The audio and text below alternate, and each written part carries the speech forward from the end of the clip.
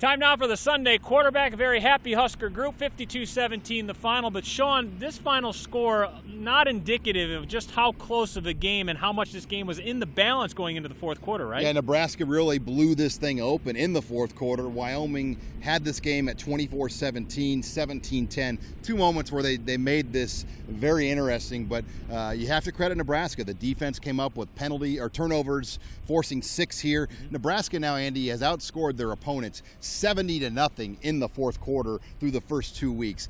They are +7 on the turnover margin. Those are two trends that could win you a lot of football games if they continue. They really doing the job in terms of the takeaways for the first 2 games this season. Offensively, Tommy Armstrong sets the all-time touchdown record. Think about that for a second. Nobody in the history of Nebraska football has thrown for more touchdowns than Tommy Armstrong. He had a nice day Saturday afternoon. Yeah, he takes Taylor Martinez's record, and really there have only been 3 4-year starting quarterbacks, Tommy Frazier, Tommy Armstrong, and then obviously Taylor Martinez. So it's rare to get the opportunity to start for 4 years. He's taken advantage of it with a lot of these records.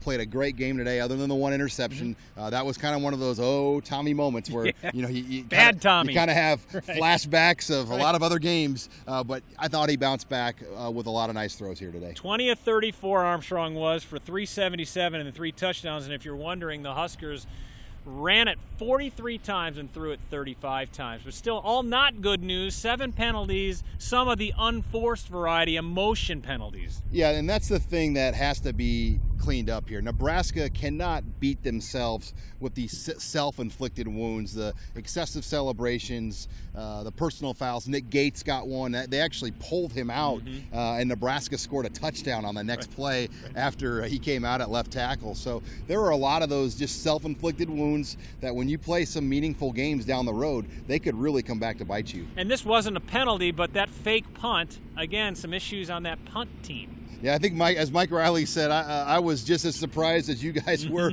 with Caleb Lightbourne, and I get what they were doing there, and I guess Caleb Lightbourne thought that he could have got the first down, but he's not very fast. I mean, Sam Foltz would have gotten that first down easily, no question, if he was here still today with us. And Caleb Lightbourne held the ball there and tried to take off, and that's a good lesson for the young freshman. Luckily, he did not come back to haunt Nebraska, but now that's 2 big mistakes he's made in 2 weeks: a blocked punt, and then obviously the one on 4th down where he gets tackled today. Yeah, Mike Riley did say that blocked punt, though, that first week wasn't his fault. It was a blocking breakdown. But let's talk about how big of a week this is going to be here in Lincoln. You got Nebraska at 2-0. They did what they had to do. It wasn't always pretty, but they're 2-0, and they've set themselves up to make this non-conference portion of the schedule pretty special if they can take care of Oregon. Yeah, this is a massive week for Nebraska going forward here. Face value on this ticket's $125. I think the highest face value ticket going up. Nebraska's ever sold here, knowing the meaning and value of this game. Huskers are 2-0.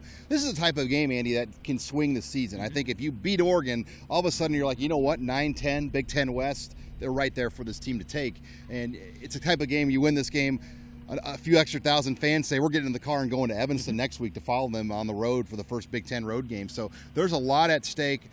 This place loves momentum, and if Nebraska can get some momentum next week, it's going to be fun to watch going out to Evanston. And you know that this is more than a game for this coaching staff, right? Yeah, these are the guys, you look at what Oregon did. They pretty much stomped on the success that Mike Riley had in his little run there in Oregon State and almost ran him out of there. I mean, it was kind of what they were doing in Eugene just overshadowed Corvallis by so much that it took away any kind of accomplishments they made, raised the bar in the state of Oregon. And there's no question, when they took this job, they said, well, year 2, week 3, we get the Ducks right here. And this is going to be a fun game here in Lincoln, no doubt about it. It will be fun. Saturday afternoon, it's a 2:30 kickoff. You can watch it on ABC in Omaha on KETV.